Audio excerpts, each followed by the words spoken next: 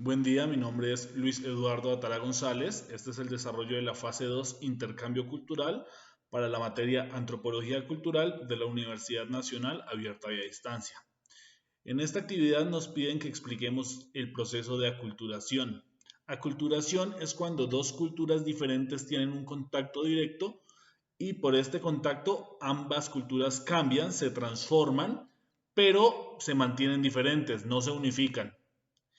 Este contacto sucede en cualquier tipo de choque, por así decirlo, entre grupos étnicos diferentes. Así es un choque amistoso, cada grupo va a influenciar al otro y al finalizar este proceso ninguno va a tener la misma cultura que originalmente les pertenecía.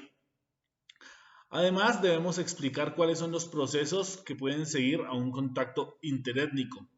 Los procesos que pueden seguir son el cambio religioso, que es cuando un grupo fomenta que el otro cambie su religión, ya sea para ejercer un dominio o sencillamente por similitud o nuevas creencias que pueden generarse entre ellos.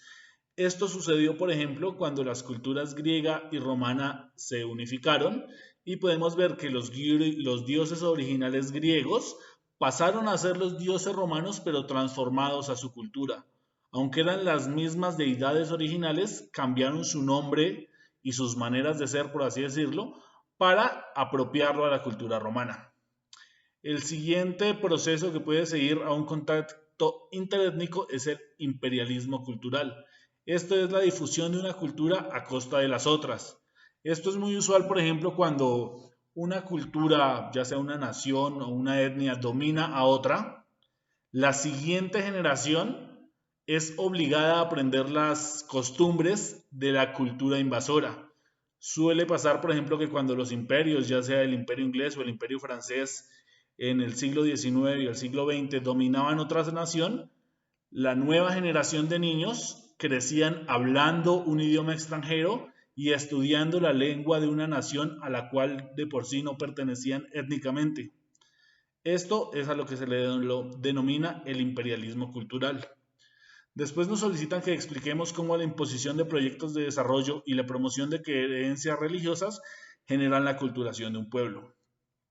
Los proyectos de desarrollo como tal están intentando llevar a una cultura de sus estándares propios a otros estándares que son más aceptados por la cultura invasora. Esto no puede ser siempre algo malo.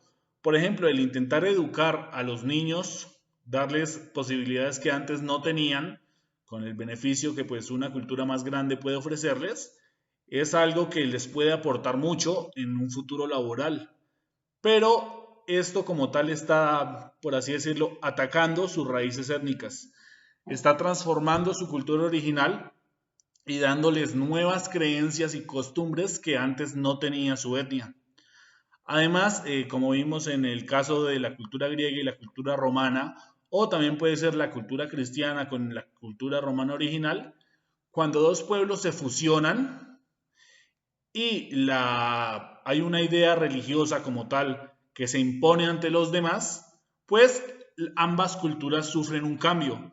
El cristianismo original, nacido pues en Jerusalén de los seguidores de Cristo, no es el mismo cristianismo que tenemos ahora, porque tomó elementos agnósticos, elementos paganos de las culturas europeas, y de la misma manera estas culturas europeas asimilaron nuestra cultura, por así decirlo, que proviene de Jerusalén, de Jesucristo, y fusionaron como tal los rituales. De esta manera, ambas culturas se transformaron y no mantuvieron su estándar original.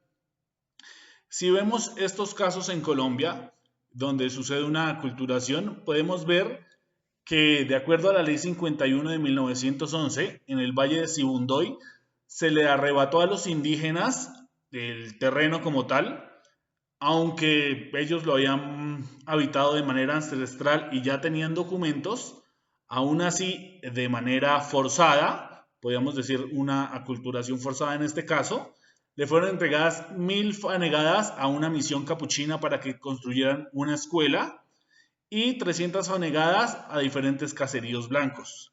Esto como tal es una aculturación forzada, ya que están arrebatándole su cultura y su propiedad, de hecho, a los indígenas del Valle de Sibundoy para promocionar una nueva cultura, para construir nuevas escuelas donde se les van a implementar creencias externas a las de su etnia propia a las futuras generaciones de pobladores de esta zona.